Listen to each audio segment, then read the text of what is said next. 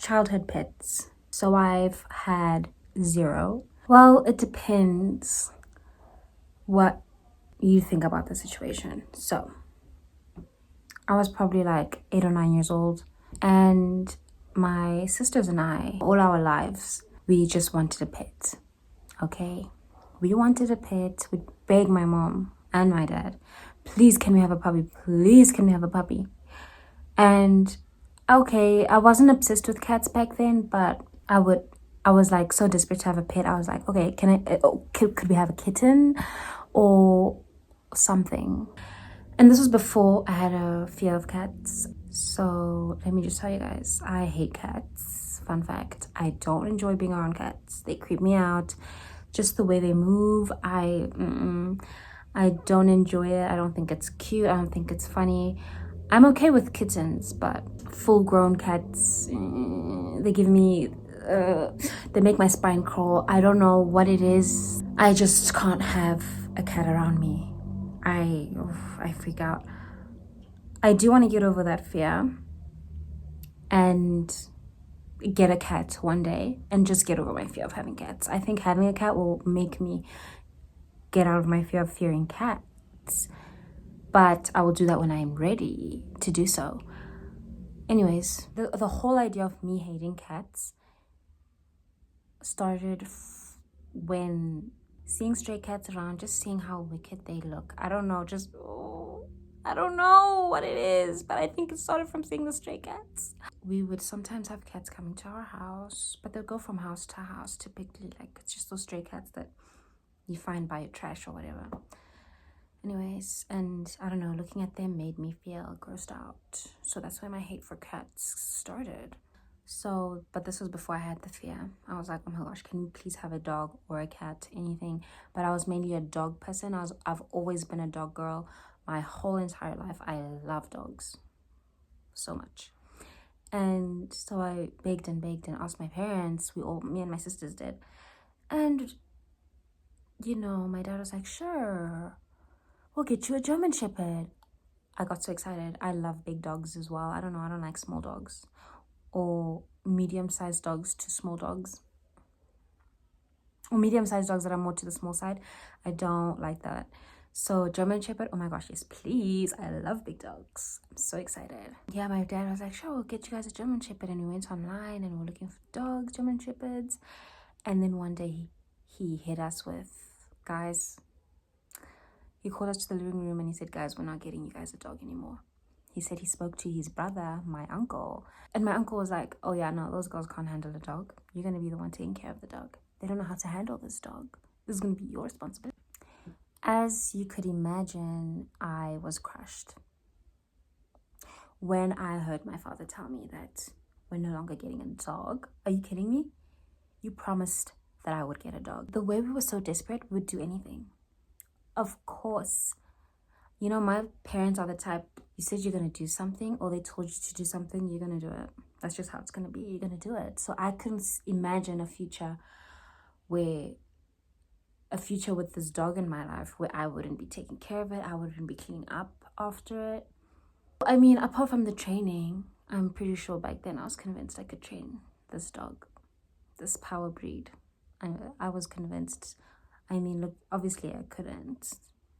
Like, training dogs needs a lot of patience. I know that now.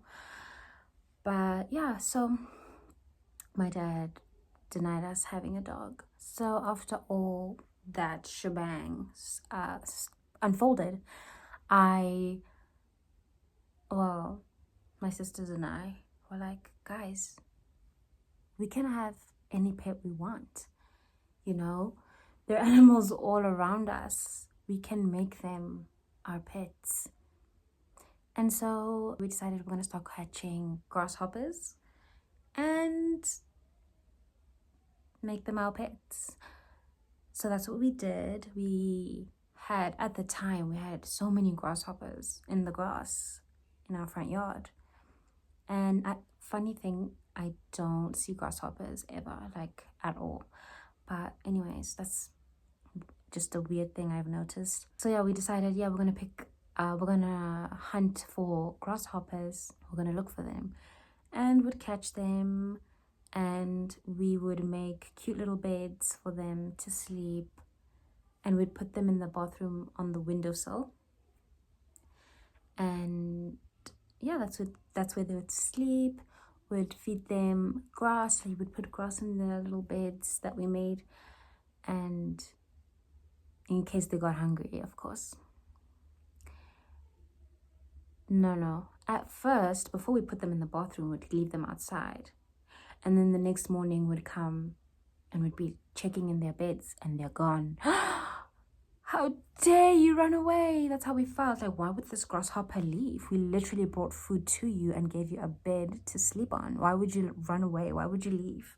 Doesn't make sense. That's what our young little brains were thinking. And then we're like, oh, you know what? They won't escape if they're in our bathroom. Then we'll find them there in the morning, no? And for some reason, they would not be by the window in the morning.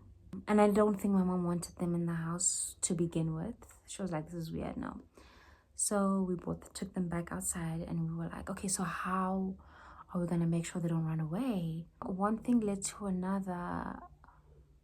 We decided to rip their legs off. We decided to rip our grasshoppers' legs off so that they wouldn't run away.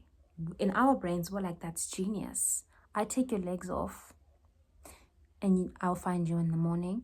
You have a bed, you have food, and you're in fresh air. Perfect combo, and I get to have you. That's how our brains were working. And then once we took their legs off, we'd leave them because it's nighttime. Like, we're like, okay, cool. I'll pick Grasshopper, Grassy. I remember you, Grassy. I think about you every year. We didn't name them. I think we named them all, but the one grasshopper that I do remember is Grassy, of course.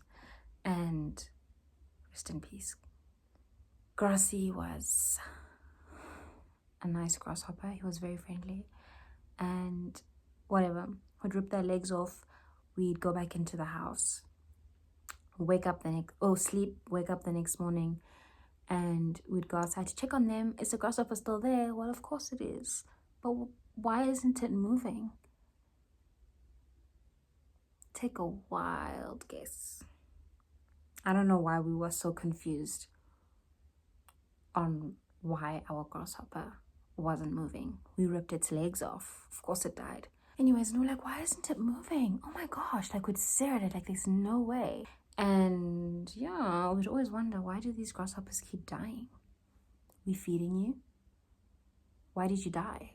Well, and you know what our conclusion was? Oh, it's cold outside. Really? That was the conclusion we came up with. You know what? I think I was even younger than 9 years old. I was younger than 9. I think I was like 7, 6.